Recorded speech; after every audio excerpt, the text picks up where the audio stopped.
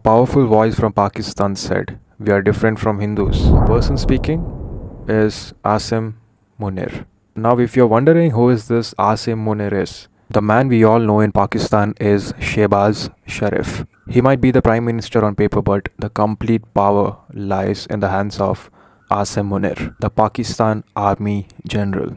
Around 20 to 30 years ago, if someone from Pakistan spoke badly about India, it would irritate us. But now, looking at Pakistan's current position, the condition they're in, there's no connection between the reality that they're in and the words that they are speaking. Look, I say this responsibly. You wouldn't know whether to laugh or feel pity. And he made highly inappropriate comments about India. Specifically, 7 points that I would like to highlight.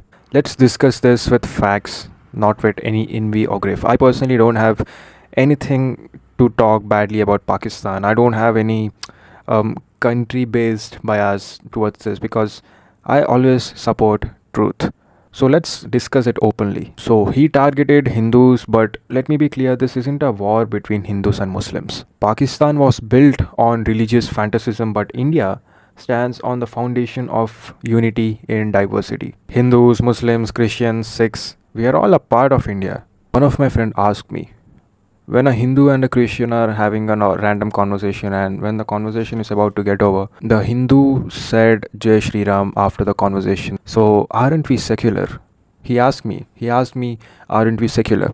Secularism doesn't mean that you can't say Jai Shri Ram. True secularism means people of all faiths should be able to express their beliefs freely. Hindus may say Jai Shri Ram, Muslims may say MashaAllah or Allahu Akbar, Christians may say Amen. It's their personal belief, and respecting each and every one of them is secularism. You may not believe this, but when India and Pakistan were split, around 15% of Pakistan's population were Hindus. Now that percentage has dropped to around 1.2% or 2%.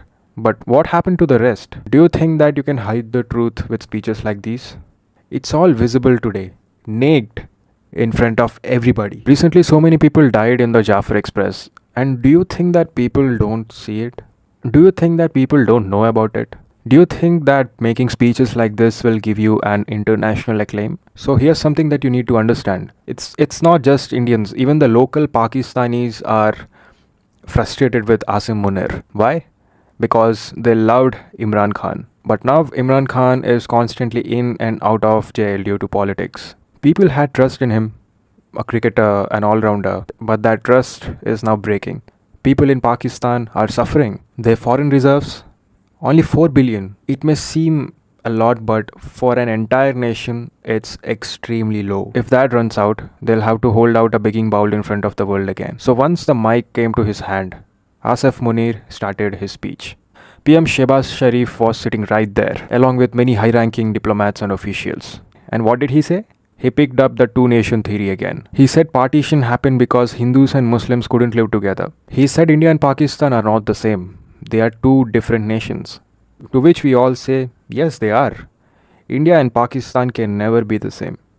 And they are not same. But not in the way he thinks. India has never fallen to the depths that Pakistan has. And it never will. Why? Let me explain. Pakistan may have born from religious extremism, but India embraced pluralism. We are a multi-religious, multilingual and federal democracy. In Kashmir, a peaceful election has just took place. We have our army with us. We've had Muslims like Dr. APJ Abdul Kalam as president. We've had Sikh prime ministers like Dr. Manmohan Singh, and our current president is a Dalit woman. We all respect her immensely. Now let's talk about your country. In 1956, Pakistan officially became an Islamic republic.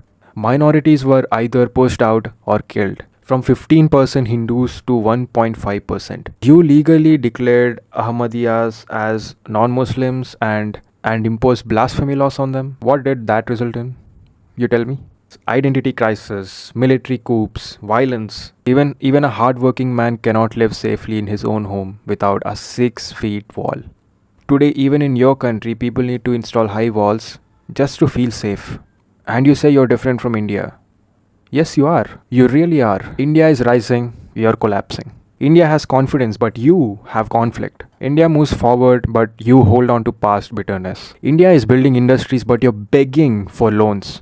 India gave the world ISRO, but you're giving the world terror outfits. India made a Chandrayaan, but you're still making excuses. So yes, we are different. And thanks to speeches like yours, that the world can clearly see the difference again. The world gets reminded of this difference even more clearly. The second point which Asimmunir said was, India is building a temple on the site of a destroyed mosque. So he's clearly referring to the Ram Mandir in Ayodhya. Let me tell you something, General. The Supreme Court of India gave that judgment after reviewing every document, every archaeological record, every historical fact. It wasn't done with mob pressure, unlike your country where mobs rule the streets. In India, law prevails. Whether Hindu or Muslim, justice is justice. Even the Babri Masjid Action Committee accepted the court's verdict. Muslims in India didn't riot.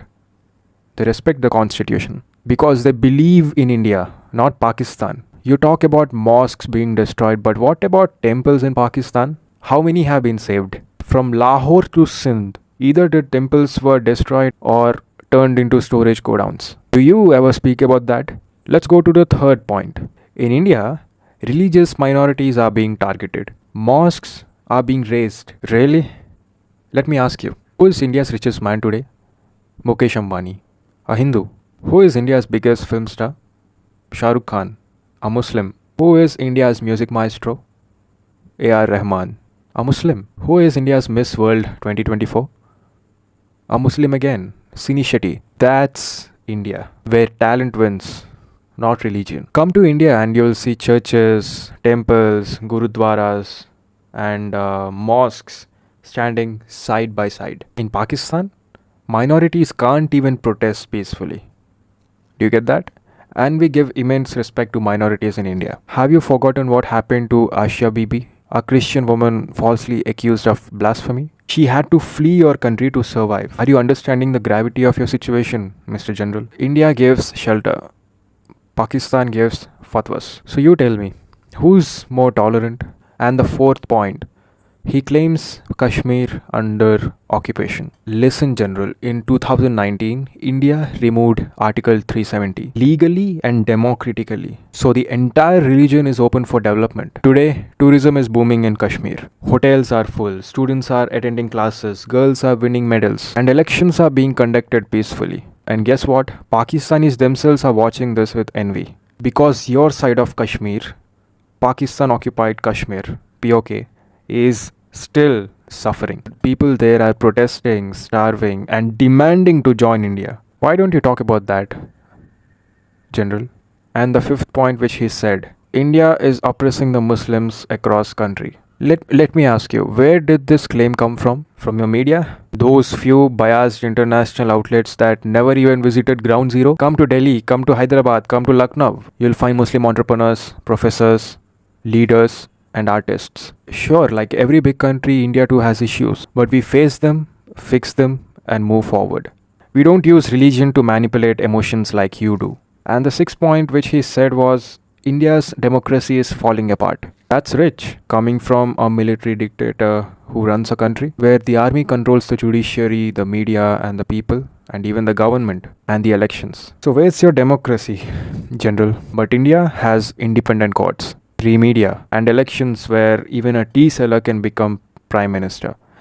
Yes, with all due respect, our prime minister and the current serving prime minister, Mr. Narendra Modi, was once a tea seller at a railway station.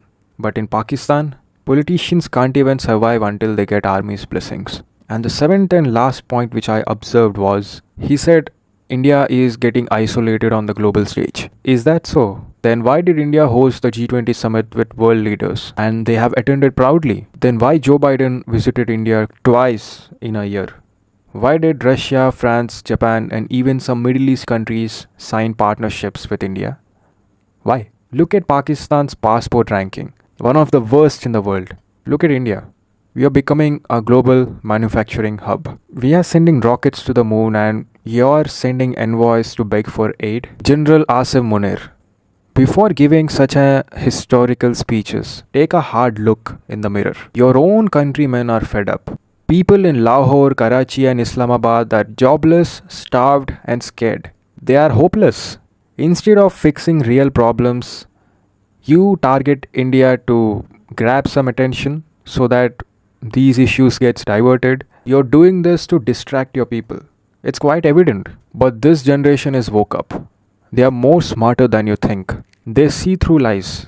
You can't fool them anymore. And to my Indian brothers and sisters, let's be proud. But also let's stay vigilant. Let's not respond with hate. Let's do it with truth, not fall onto the same trap of hate speech. So if you have watched till the end, thank you so much. It literally means a lot. Speaking about these issues and counterattacking them with real facts is really important.